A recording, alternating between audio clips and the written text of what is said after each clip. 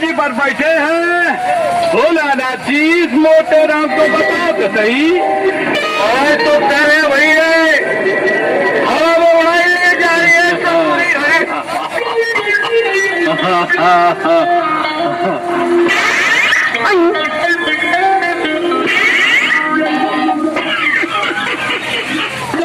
पहले चढ़ेगी बूटी शिवलिंग पर, उसके बाद लगेगा सुर, फिर मिलकर बजाएंगे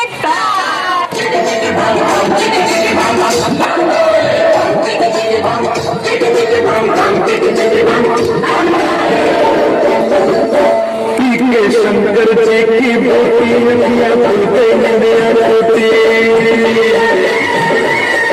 शंकर जी की बूटी